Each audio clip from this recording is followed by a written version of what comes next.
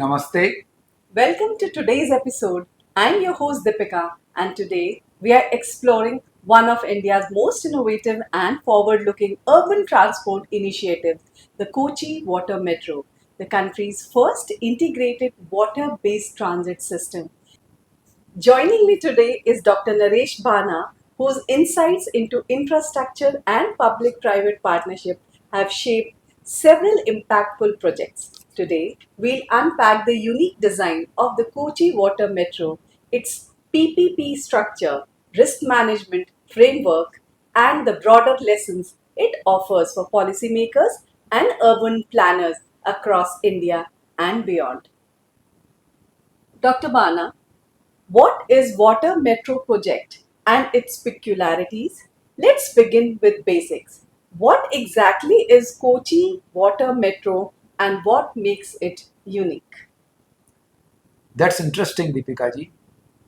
As you would appreciate, that Kochi has many island communities, many islands on the coast, and those people were otherwise connected through uh, fossil fuel based ferries and crafts or smaller vessels which were running. Now, after the Kochi Metro Rail has been launched there, the Kochi Metro Rail, along with the state government, they came up on idea to set up this Kochi Metro extension as Kochi Water Metro, and they integrated the urban water transport system to complement the connectivity to these island communities. And it is not small. It is 78 kilometers connecting 38 terminals. And you will be delighted to know that is the first large scale organized metro, water metro to be precise, in India. All electric ferry based. So no emissions. And it focuses on accessibility of the islands. Accessibility, not just commuting. And it is integrated, fully synchronized with the metro rail, whether it's ticketing or the commuting or changeovers.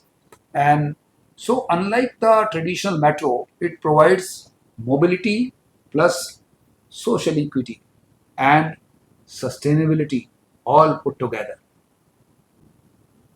That's a fascinating foundation. It really highlights how unique the project is. Dr. Bana, now moving ahead for procurement and financing. This is often referred as a public private partnership project. How was it procured and financed? Deepika ji, let me tell you at the outset, it is not a classical PPP project. And allow me to just recap that a PPP project is an engagement between public authority and the private company or a party for delivering a public service, usually a monopoly, for against a user fees. That user fee could be in terms of toll or annuity. So here there is no equity participation by a private party. So the entire special purpose company that is a government company which is having 15% equity from the government entities, including the state government of Kerala and other Kochi Metro Rail, and 85% of the money is coming from Germany-based development finance institution, which was set up in Germany after the Second World War for development of Germany. So it is that support, you can call it blended finance or whatever you may term it, but it is not a classical PPP, but a public plus development finance institution supported endeavor. And uh, where you can say that private parties have come in, they have come in only in terms of EPC contracts, a normal contract, which have been awarded for developing or constructing the jetties or other infrastructure Also, for operations and maintenance, certain private parties have been awarded work. And then there is a technology partnerships. So the philosophy here is critical. Public sector retains core risks. Private sector participates where efficiencies can be extracted from their experience and expertise. Very insightful, sir. The structuring clearly plays a critical role in its success. Talking about risk management matrix. Could you walk us through the risk allocation and management matrix, sir? That's very important. You see, any project of such nature or any other enterprise which is unique like the water metro will have many risks associated with its right from concept onwards to the operations or further later. So here also, for example, the construction risk is with the contractors, because once they have been given the design, once they have been uh, given the contract, it is they have to produce what they tendered for and what they engaged for as per the drawings, and that construction risk remains with them. Now, as far as the demand is concerned, the users, the traffic, that remains with the uh, Kochi Metro Rail Corporation, and the technology risk, which is very important for seamless integration. Again, it is a shared risk between the uh, operators and the Kochi Metro Rail. Environment risk, again, since uh, it is one of the factor which is unique about this, that there are electric ferries. So to be aligned with the environment requirements, the risk is with the government entity. And then the operations risk, wherever the operations have been awarded to the private party, whether it is managing the stations, the connectivity, so those risks are with the private party. Rest is with the public. That is the Kochi Metro Rail. And the financial risk, again, because there is no financing from any private source, so it's with the public sector.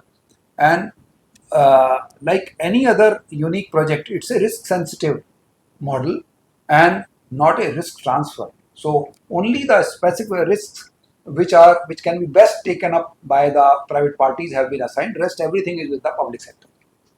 That's a very well balanced approach to risk sharing, sir. Talking about key risks encountered and how they were addressed. Sir, what real challenges did the project face during implementation? See, uh, one of the major initial stage of implementation is the construction of various marine structures and other structures. So marine engineering has its own complexity, and whether it is the bathymetric survey or the underground structures, underwater structures, all that had their own share of construction challenges.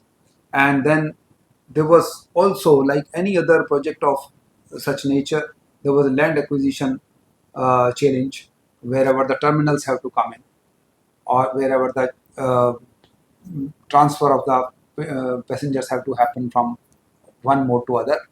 And then they also had to identify and procure the ferries with the latest technology, which can sustain for some time, because the technology is changing and evolving rapidly. And when it comes to operations, there was very less ridership initially, because people have to get used to it, they have to understand the complexities, and they have to be confident about its usability, that yes, it will be able to transfer them seamlessly from ferry to the metro rail. And then battery optimization challenges were there. And then you know that Kochi continuously has rains most of the time. So running these systems during monsoon or adverse weather conditions was not an easy thing, and remains a challenge even today. And so basically, what approach was taken was that there was a phased rollout. All the ferries were not deployed immediately. The frequency was less, and there was a constant learning, and designs were adaptable designs. That if you encounter certain things, the technical people will sit together and identify the solutions, and those will be implemented. And system integration has been finest, and there's no problem as far as the routes or ticketing and other associated things are concerned. And users are generally finding it very useful to commute through this and make use of this unique transport facility in their city. And the lessons which we see immediately on the risk management is that flexibility beats rigid project structuring. So they have been flexible and they have been learning alongside. So that has really made it more successful. Well, all I can say, sir, those are important lessons from real world implementation. Sir, could you please explain fare box versus non-fare box revenue comparison?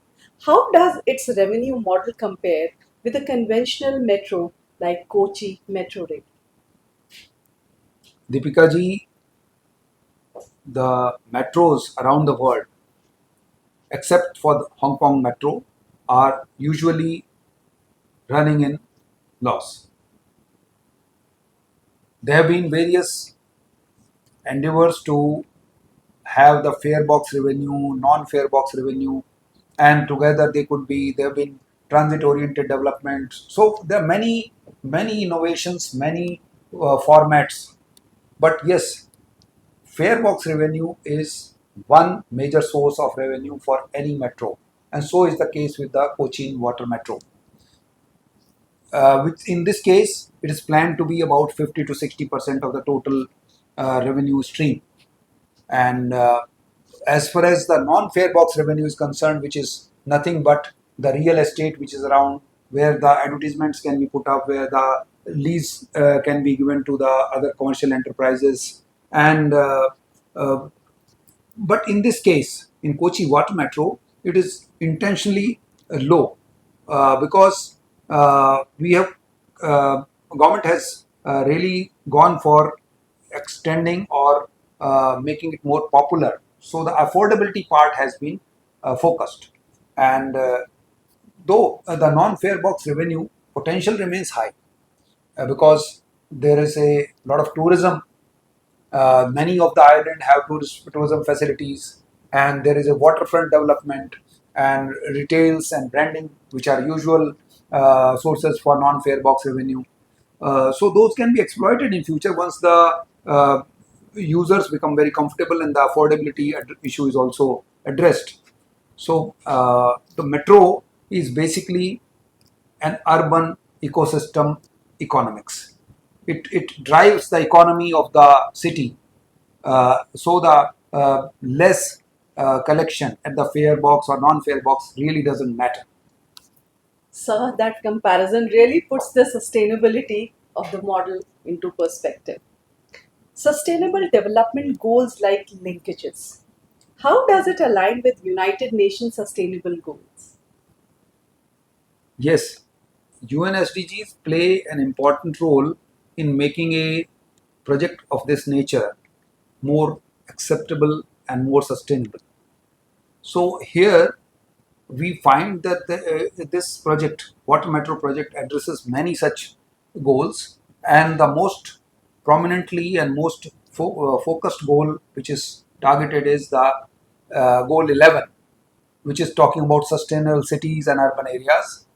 And it basically looks at whether urban transport and how it is being provided. And to that extent, Water Metro complements the Kochi Metro Rail and other public transports, and certainly fits into the gets aligned to the goal 11.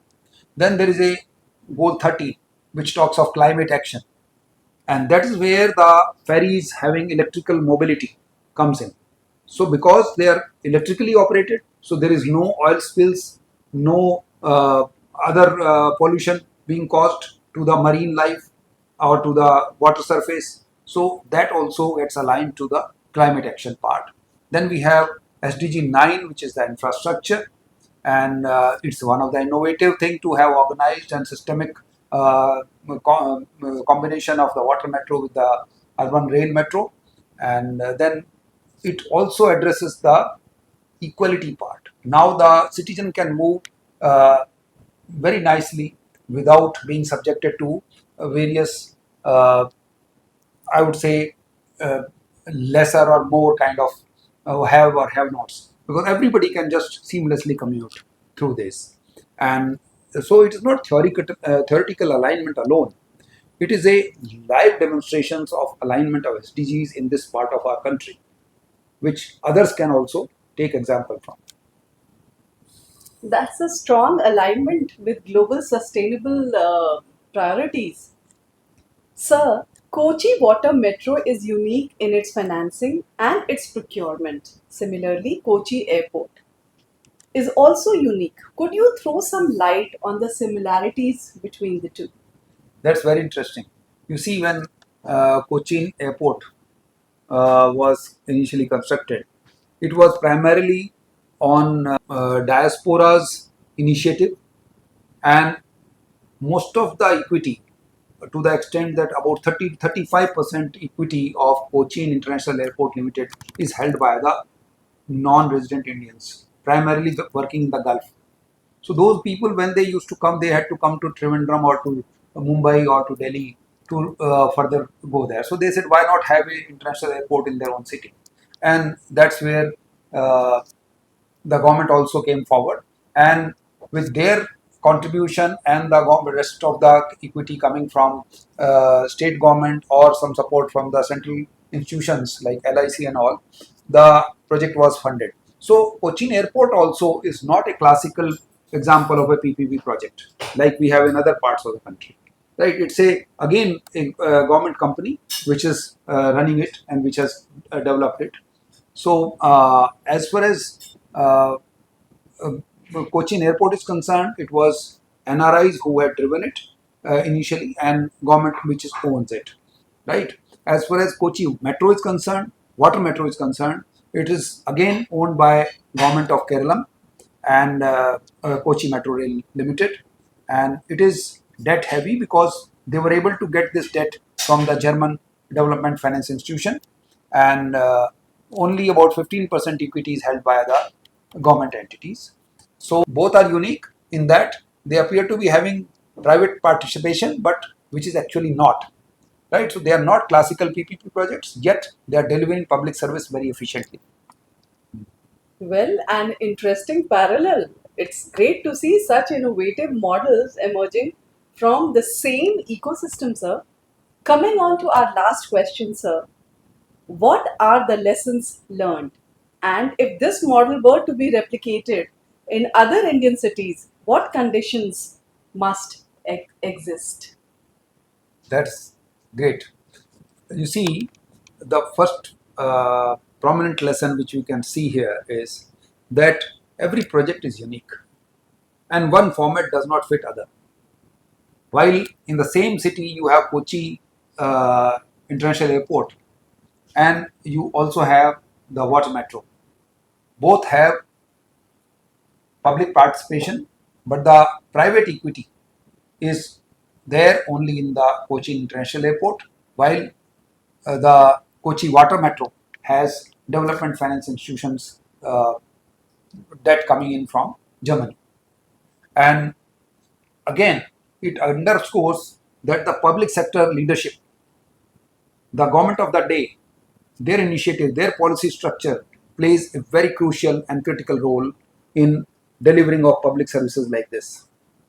And then the thoughtful action of having electric ferries underscores that sustainability can be embedded and initially itself, and bringing it later may cost more or may be delayed. Then we also learn that multimodal integration is essential because that alone provides the user comfort, user safety, user accessibility, and makes the user experience seamless.